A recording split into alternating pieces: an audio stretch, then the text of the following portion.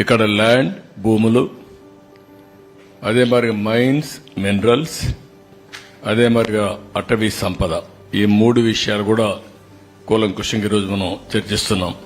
Next ఇక్కడ చూస్తే ఒక వినూత్నమైన పందా ఎంపిక చేసుకున్నారు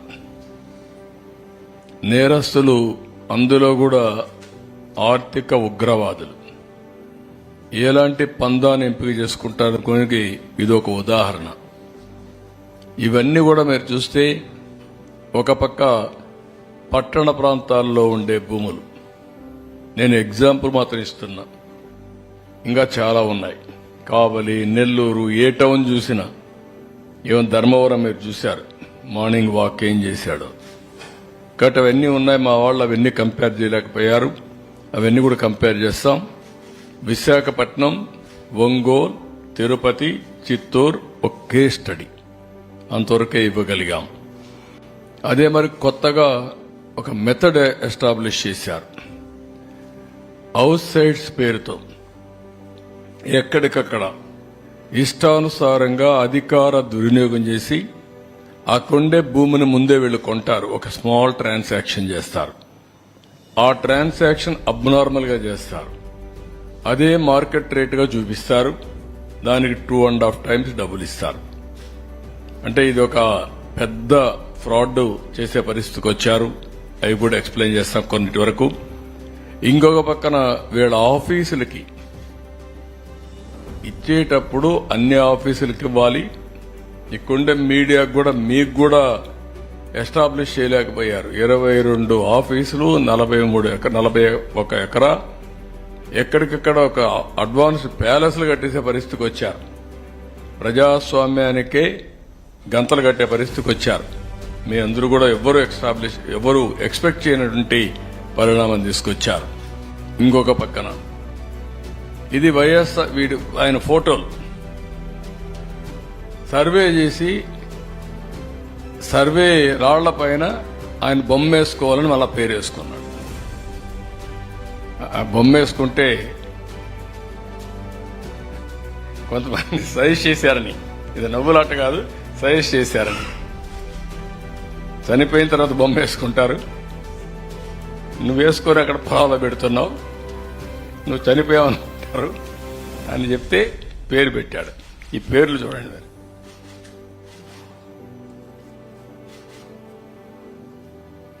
దీనికి ఖర్చు ఎంత? దగ్గర 640 కోట్లు. గ్రనేట్ కావాలి దీనికి. దీన్ని పిచ్చనాలనా, మదమనాలనా, అహంకారం అనాలనా, నాకు అడ్డు లేదనే విధానమా?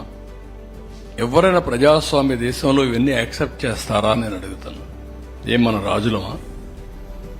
మనకిచ్చింది ఒక ట్రస్టీగా 5 సంవత్సరాలు పరిపాలించమని, ప్రజాధనానికి, ప్రజల ఆస్తులకి రక్షణగా ఉండమని మనకు అధికారం ఇచ్చారు తప్ప పెత్తందారీ వ్యవస్థలో ఇష్టప్రకారం చేసి 640 కోట్ల రూపాయలు తగలబెట్టే పరిస్థితికి వచ్చారు. ఇంకా కలర్స్ అయితే చాలా ఉన్నాయి, అవి కూడా పెట్టాల్సింది ఇప్పుడు కాదు, నెక్స్ట్ టైం అవన్నీ వస్తాయి.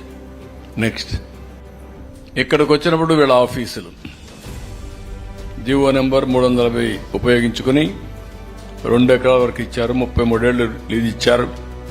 ఇందులో 40.78 ఎకరాలు మొత్తం భూమిని 26 జిల్లాల్లో ఇచ్చారు. నియర్లీ మార్కెట్ వాల్యూ ఇవన్నీ చూస్తే 300 కోట్లు ఉంటుంది. మార్కెట్ వాల్యూ కంటే రిజిస్ట్రేషన్ వాల్యూ ఎంత ఉంటుంది. ఇంకొక పక్క వీళ్ళు ఏమనుకుందారు నాకు తెలియదు కానీ పర్మిషన్ లేకుండా బిల్డింగ్లు కట్టడం, బిల్డింగ్లు కట్టి ఇది తప్పు అంటే దాని మీద రౌడీజం చూపించడం. ఎక్కడికి పోతున్నారు నాకైతే అర్థం కావడం లేదు. అంటే భయం లేదు.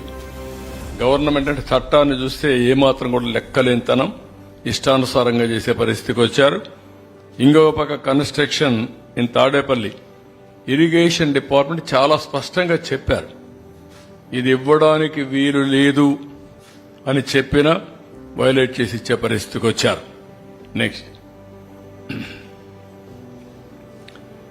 ఇంకొక పక్కన మీరు చూస్తే ఇది దగ్గర 8,086 ఎకరాలు, 13,081 8,086 మందికి 13,081 ఎకరాలు భూమి ఇచ్చే పరిస్థితికి వచ్చారు. దీని వాల్యూ మినిమం 1,300 కోట్లు ఉంటుంది. పేదవాళ్లకు చెందవలసిన భూమి వైఎస్ఆర్ కాంగ్రెస్ జిల్లాలో 3,357 మందికి 5,796 ఎకరాలు, కర్నూలులో 856 మందికి 1,145 ఎకరాలు, అనంతపురంలో 3,471 మందికి 5,554 ఎకరాలు, అన్నమయ్య జిల్లాలో 84 మందికి 103 ఎకరాలు, అదే మరి నంద్యాలలో 318 మందికి 483 ఎకరాలు. మొత్తం కలిసి మీరు చూస్తే 8,086 మందికి 13,081 ఎకరాలు, 1,300 కోట్ల రూపాయలు మినిమం. దానికంటే ఎక్కువే వాల్యుయేషన్ ఉంటుంది. అంత భూమి దారాదత్తం చేసే పరిస్థితికి వచ్చారు. నెక్స్ట్, మొత్తం యాజ్ ఆన్ టుడే ఇవన్నీ కూడా పైలట్ ప్రాజెక్ట్ అనుకోండి, ప్రూఫ్ ఆఫ్ కాన్సెప్ట్ అనుకోండి, కొన్ని వివరాలే మాత్రం వచ్చాయి. ఈ వివరాలన్నీ మీరు చూస్తే విశాఖపట్నంలో 40,000 ఎకరాలు 40,000 కోట్లు మేము ఆ రోజు చెప్పింది అంత ఉంటుంది. ఇప్పుడు దీంట్లో వచ్చినట్టే మాత్రం 4,469 కోట్లు. ఈ 6 కేసులు నేను ఎస్టాబ్లిష్ చేసిన కేసులు. ప్రకాశంలో 101 కోట్లు, తిరుపతి 270 కోట్లు, ఇంకా చాలా ఉంటుంది, కొన్ని వేల కోట్లు ఉంటుంది తిరుపతి. చిత్తూరు 99 కోట్లు. Excessive rate for house sites కి ఇచ్చింది 6,000 కోట్లు. మా వాళ్ళు ఇప్పుడు వచ్చింది మాత్రం 2,850 కోట్లు. అదే మరి ఆఫీస్కి ఇచ్చింది 300 కోట్లు. ల్యాండ్ ఇన్ఎలిజిబుల్ అర్హులు కాని వారికి ఇచ్చిన ల్యాండ్ 1,300 కోట్లు.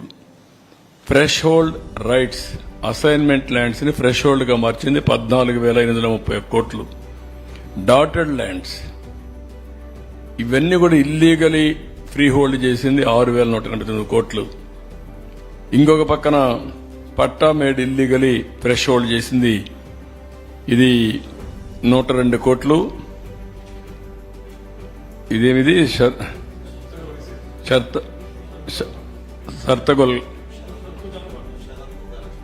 షర్తగల అనే పట్టా ఉంది, అవరగడ్డలో ఉంది. కొన్ని ఏరియాల్లో కొన్ని అప్పుడు ఉండే ఇదంతా స్పెసిఫికేషన్స్ ప్రకారం. సర్వీస్ ఇనామ్ మేడ్ ఇల్లీగల్ ఫ్రీ హోల్డ్ చేసి 4,105. అంటే చట్టాలు చేశారు, చట్టాలు లేవు, అది గవర్నమెంట్కి రావాలి. వీళ్ళు ఆ చట్టం ప్రకారం ఎగ్జామ్షన్స్ కూడా ఇచ్చేశారు. ఏదైనా సరే ఆ ల్యాండ్ కొట్టేయడంలో సిద్ధహస్తులు వీళ్ళు ఎన్ని ఉన్నాయో అన్ని వైలేషన్ జరిగాయి. ఇది నేను ఒకటే ప్రజలందరికీ విజ్ఞప్తి చేస్తున్నా, ఇంకా మీ భూములు ఒకసారి చెక్ చేసుకోండి.